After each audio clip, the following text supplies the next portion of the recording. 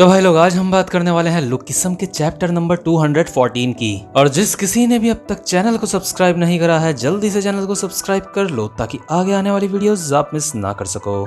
तो भाई लोग, पिछले एपिसोड में हमने देखा था जे हाई स्कूल में आर्किटेक्चर डिपार्टमेंट के बंदों ने वास्को के नाम का हल्ला मचा रखा होता है। यहाँ तक कि जो स्कूल में एक मूर्ति होती है, आर्किटेक्चर डिपार्टमेंट के बंदों ने उस मूर्ति का सर तोड़ के वहाँ पे वास्को का सर लगा दिया होता है, मतलब वास्को की मूर्ति का सर। क्योंकि आर्किटेक्चर डिपार्टमेंट के सारे बंदे वास्को की बहुत ज्यादा रिस्पेक्ट करते होते हैं, और क्योंकि आर्किटेक्चर डिपार्टमेंट में सारे छिछोरे लोग भरे पड़े होते हैं, इसलिए जो स्कूल का एक टीचर होता है वो कहता है मुझे वास्को को इस स्कूल से निकलवाना होगा।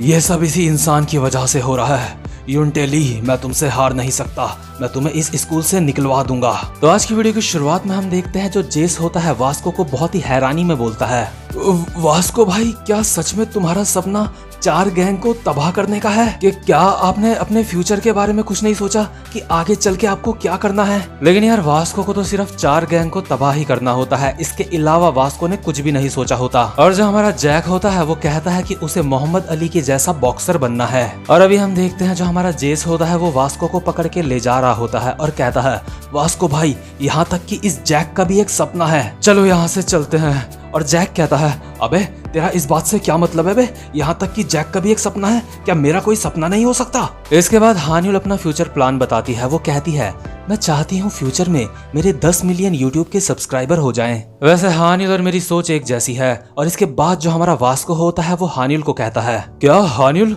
तुम्हें 10 मिलियन ट्यूब चाहिए? सच में तुम कमाल हो, आखिर तुम 10 मिलियन ट्यूब का करोगी क्या? इसके बाद जेस कहता है, वास्को भाई, उसको वैसी ट्यूब नहीं चाहिए जैसी आप सोच रहे हो। और इसके बाद हमारा जे अपना फ्यूचर प्लान बताता है। वो कहता है कि उसको आगे चल के डॉक्टर बनना है। और जे डॉक्टर सिर्फ इसलिए बनना चाहता होता है क्योंकि जब उसने देखा था कि डैनियल हॉस्पिटल में एडमिट है और वो डैनियल की कोई भी मदद नहीं कर पा रहा होता है, तो उस समय उसको अपनी ये लाचारी महसूस हुई थी और इसी वजह से जे हमारा डॉक्टर बनना चाहता है। और जे सभी जे को देख के बोल रहा होता है, ये बस अपना सर हिलाता है, आखिर लोग इसको समझते कैसे हैं? इसके बाद जेस और वास्को जाते हैं लोगन ली के पास और उसका ड्रीम उससे पूछते हैं। इसके बाद जो लोगन ली होता है वो गुस्से में कहता है, क्या मेरा सपना? यहाँ से दफा हो जाओ तुम दोनों के दोनों। और लोगन ली अभी एक आर्ट बना रहा होता है और अपने मन में सोच रहा होता है, क्या मेरा सपना मेरा पिछवाड़ा।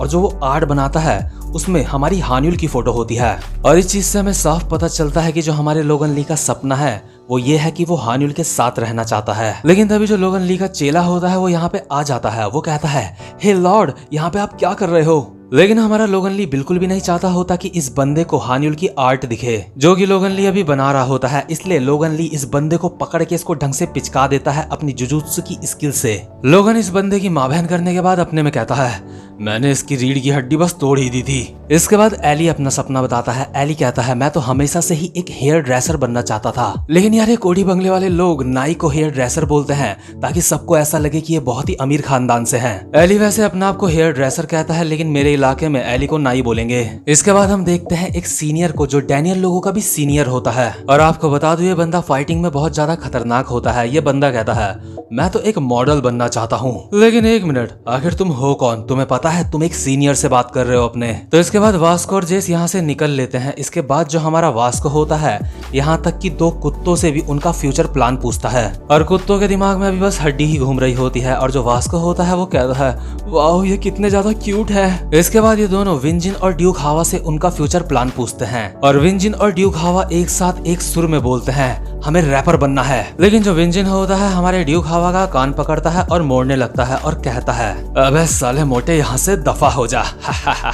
आजकल हर कोई ऐरा गहरा सोचता है कि वो रैप कर सकता है। अबे मोटे, क्या तुझे लगता है तू सच में रैप कर सकता है? मोटे, तू जाके किसी खाना खाने की चैंपियनशिप में पार्टिसिपेट कर, ये रैपिंग वैपिंग तेरे बस का नहीं है। इसके बाद वास्को कहता है, अबे ओए, ड्यूक को परेशान मत कर। इसके बाद जेस कहता है, हाँ, उसे जाने दे।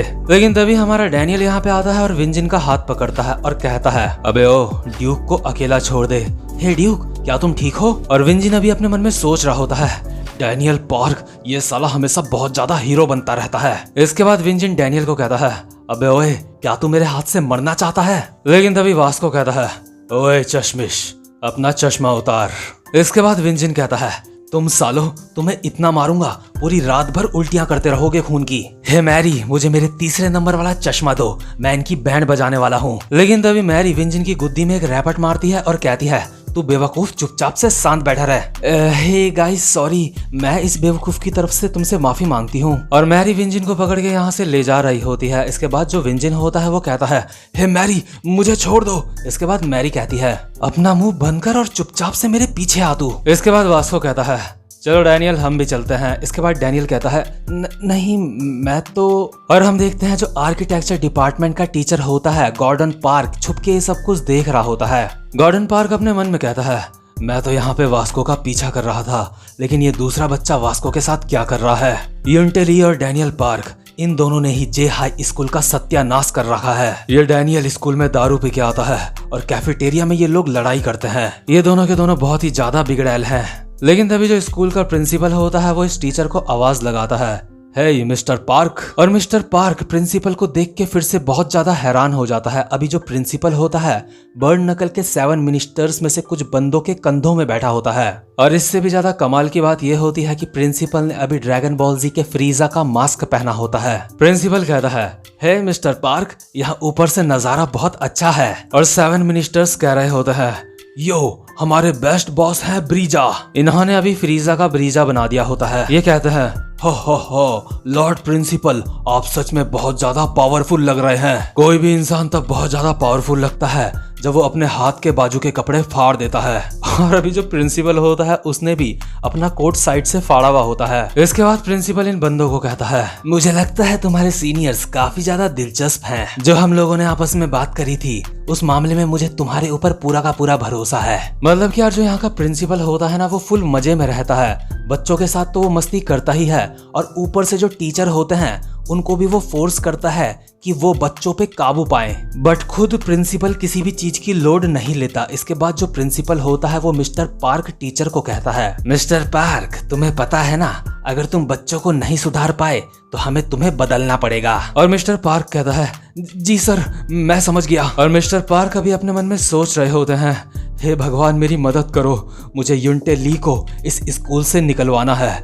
यूंटेली ही सारे परेशानियों की जड़ है। तो इसके बाद सीन शिफ्ट होता है और हम देखते हैं एक लड़की को जो गॉर्डन पार्क के पास आती है और कहती है कि उसका पर्स खो गया है। ये लड़की कहती है, सर मेरा पर्स खो गया है, वो बहुत ही ज्यादा महंगा है। इसके बाद टीचर कहता है, क्या तुमने अपना पर्स खो दिया है?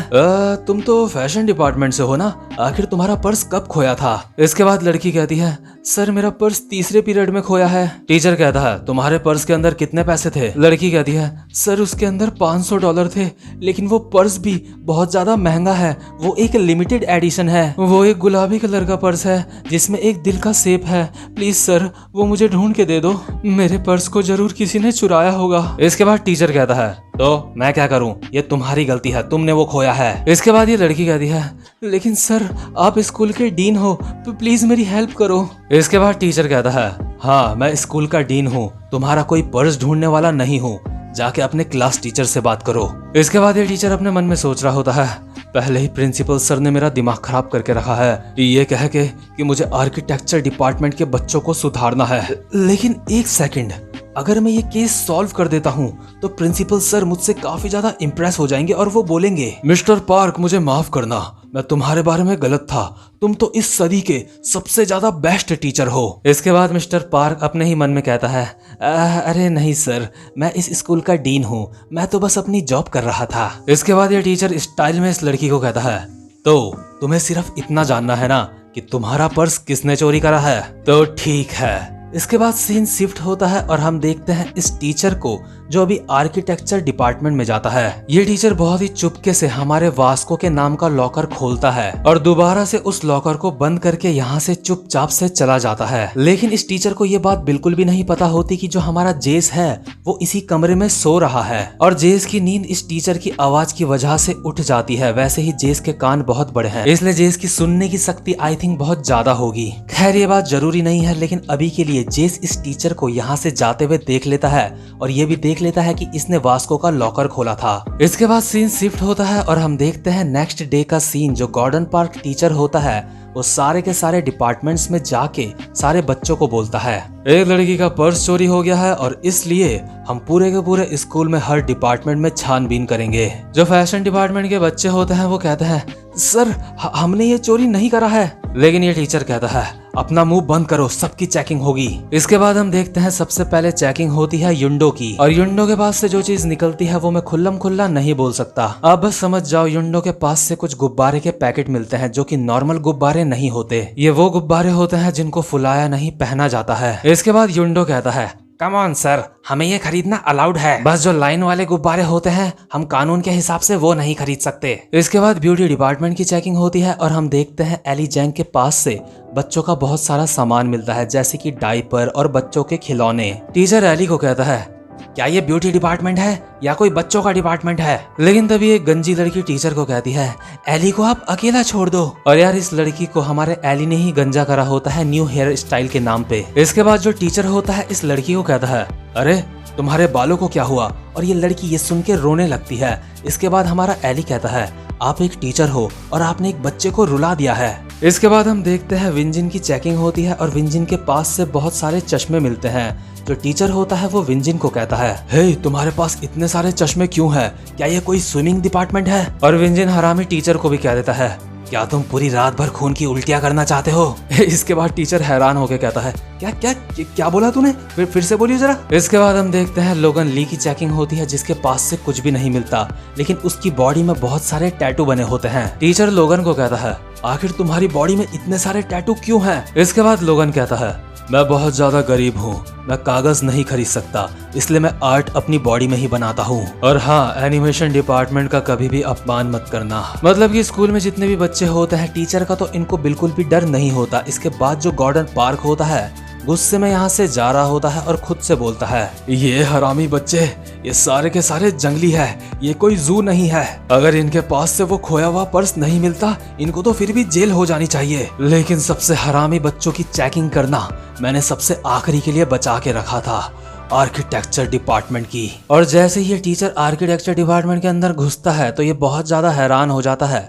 यहाँ के सारे बच्चे अभी सुट्टा मार रहे होते हैं, सिगरेट पी रहे होते हैं और किसी ने अपनी पीठ पे अगरबत्तियां लगा रखी होती हैं। लेकिन यार ये जो स्टूडेंट्स यहाँ पे सिगरेट पी रहे होते हैं ये कोई नॉर्मल सिगरेट नहीं होती, ये एक हर्बल मेडिसिन होती है जिससे बुलबुले भी निकलते हैं और धुआं भी निकलता है। और वैसे भी वास्को के रहते ये लोग सिगरेट पी भी नहीं सकते। इसके बाद हम 7 मिनिस्टर्स के 2 बंदों को देखते हैं जिन्होंने अपने कंधों में अगरबत्तियां जला रखी होती हैं और कहते हैं लॉर्ड होम रूम टीचर क्या आप हमारी तलाशी करने के लिए आ रखे हैं? आपका ये फैसला बहुत ही गलत है, आप हम पे बेफालतू में शक कर रहे हो। इसके बाद टीचर कहता है क्या तुम अपनी तलाशी नहीं करवाओगे? आखिर तुम्हारी हिम्मत कैसे हुई? लेकिन तभी एक बंदा कहता है सर पहली बात तो ये है कि हम स्कूल में बैग लाते ही नहीं हैं। और ये टीचर इस बंदे को देख के अपने मन में कह रहा होता है तो तेरे को इतना ज्यादा गर्व महसूस क्यों हो रहा है इस बात पे? लेकिन तभी यहाँ पे प्रिंसिपल आता है और कहता है मिस्टर पार्क आप एक खोया हुआ पर्स ढूंढ रहे हो है ना? और अभी हम देखते हैं दोबारा से जो प्रिंसिपल होता है आर्किटेक्चर डिपार्टमेंट वाले बंदों के कंधों में बैठा होता है और इन बंदों ने अभी ड्रैगन बॉल जी के गैन्यू का पोज ले रखा होता है जो गैन्यू फोर्स होती है। आप में से जिस किसी ने भी ड्रैगन बॉल जी देखा होगा उसको पता होगा जो गैन्यू फोर्स होती है वो फ्रीजा के अंडर में काम करती थी। इसके बाद प्रिंसिपल कहता है मिस्टर पार्क मुझे लगता है आर्किटेक्चर डिपार्टमेंट आपसे पहले उस पर्स को ढूंढ लेगा। और आर्किटेक्चर डिपार्टमेंट के बंदे भी बोल रहे होते हैं हम प्रिंसिपल सर की एक स्पेशल फोर्स हैं, हॉस्टल गैंग हम पे अटैक करने वाली है, हमें किसी भी कीमत पे प्रिंसिपल सर को बचाना होगा। मतलब कि यार ये लोग अपनी ही किसी दुनिया में होते हैं, पता नहीं कौन सा सस्ता नशा करते हैं ये लोग। इसके बाद मिस्टर पार्क कहता है गैन्यू नहीं मेरा मतलब प्रिंसिपल सर आप वहाँ पे उनके कंधों में क्या कर रहे हो? इसके बाद प्रिंसिपल कहता है यहाँ के बच्चे यहाँ के प्रिंसिपल को ही उसके ऑफिस से चुरा के ले जाते हैं, तो साला ये पर्स क्या चीज है बे? मुझे पूरा यकीन है यहाँ के बच्चों ने ही इस पर्स को चुराया होगा। और गॉर्डन पार्क अपने मन में कह रहा होता है अबे सालो सर को नीचे रखो तुम। लेकिन तभी यहाँ पे हमारा वास्को आता है और गॉर्डन पार्क के सामने अपने घुटने टेकता है और कहता है सर आप बिल्कुल गलत हो, बर्ड नकल कभी भी चोरी नहीं कर सकती। इसके बाद मिस्टर पार्क कहता है यूंटे ली मैं सोच ही रहा था कि आखिर तुम मुझे कब दिखोगे। क्या तुम इस बारे में पूरा श्योर हो कि तुम्हारे डिपार्टमेंट ने ये चोरी नहीं करी है? इसके बाद वास्को कहता है, सर, जो बर्ड नकल किसी का सामान चुराए वो बर्ड नकल हो ही नहीं सकती। इसके बाद जो वास्को होता है इस टीचर को अपने लॉकर के पास ले जाता है और अपना लॉकर खोलते हुए कहता है, अगर आपको हमारे किसी भी लॉकर से वो पर्स मिलता है तो जो सजा आप दोगे मुझे वो मंजूर है। आप चाहो तो हम सबको स्कूल से भी निकाल सकते हो सर, लेकिन एक बर्ड नकल कभी भी किसी का सामान चोरी नहीं कर सकती। और जैसे ही वास्को अपना लॉकर खोलता है तो वो देखता है वो पर्स वास्को की ही लॉकर के अंदर होता है और वास्को हैरान होके उस लॉकर को दोबारा से बंद कर देता है। वास्को दोबारा से लॉकर को खोलता है लेकिन वो पर्स अभी भी वहीं पे होता है। और जो गॉर्डन पार्क होता है वो चिल्ला के कहता है, यही है, यही वो पर्स है, पिंक रंग का पर्स जिसके ऊपर एक दिल बना है। और ये देखते ही जो प्रिंसिपल होता है वो चिल्लाता है, यूंटेली, तुम्हें स्कूल से निकाला जाता है। और इसी के साथ ये वाला चैप्टर यहीं पे खत्म हो जाता है। उम्मीद करता हूँ कि आपको आज की वीडियो भी अच्छी लगी हो। और जो भी भाई लोग चैनल पे पहली बार आए हैं, चैनल को जल्दी से सब्सक्राइब कर दो और वीडियो को भी लाइक कर दो ताकि आगे आने वाली वीडियोस आप मिस ना कर सको। तो अब मैं मिलता हूँ आपसे नेक्स्ट वीडियो में, तब तक के लिए गुड बाय।